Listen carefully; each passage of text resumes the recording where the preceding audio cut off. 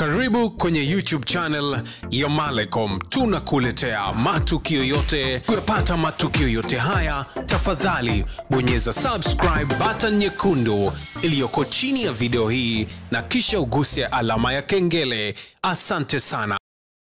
Bwana, karibu tena Malecom katika dawati letu la michezo na burudani.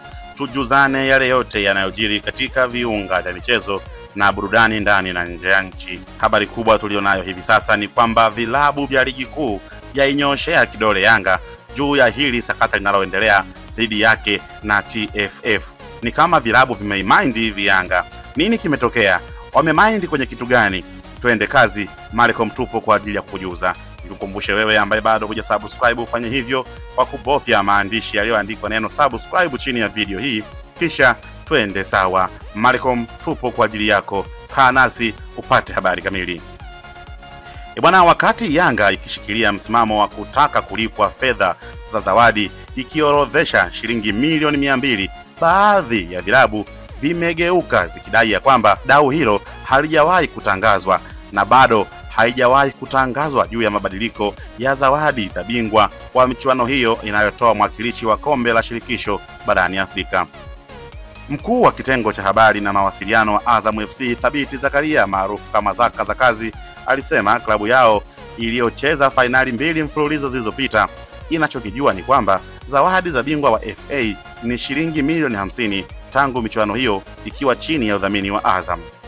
Zaka za kazi aliongeza na kusema ya kwamba wadhamini wapya walipoingia haikuwahi kuainishwa na TFF juu ya zawadi halisi ya michuano hiyo zaidi ya shirikisho hilo kupanga lenyewe, hivyo wameshtushwa kusikia zawadi imeongezeka hadi milioni 200.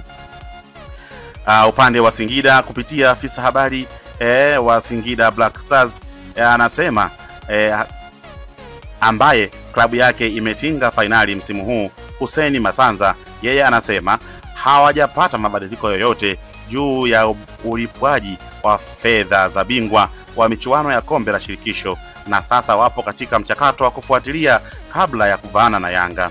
Akizungumza na Malecom, Masanza alisema wanachofahamu bingwa wa michuano hiyo analipwa shilingi milioni 50, lakini kwa sasa wameshtuka na kuanza kufuatilia kujua kama kuna mabadiliko baada ya kutinga fainali.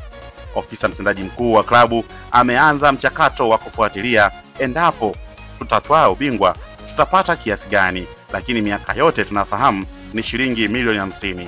Hatuna mabadiliko yoyote tuliyoyapata. Hiyo ni kauli ya Masanza Hussein, msemaji wa klabu ya Singida Black Stars. Kiongozi mkuu wa Coastal Union Omar Ayubu alisema ya kwamba wao hawana mabadiliko yoyote kuhusiana na fedha anayopokea bingwa wa mashindano. Omar Ayubu anasema tulicheza hatua ya fainali, kiasi kinachotambulika miaka yote ndicho tulichonacho tunakifahamu.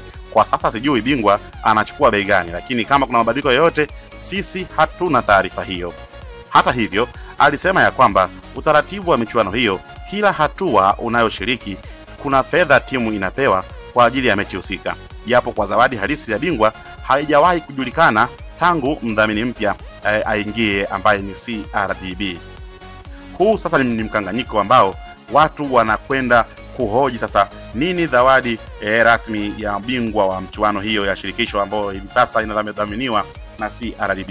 Lakini tayari Yanga wao wanadai mshindi ni milioni 200.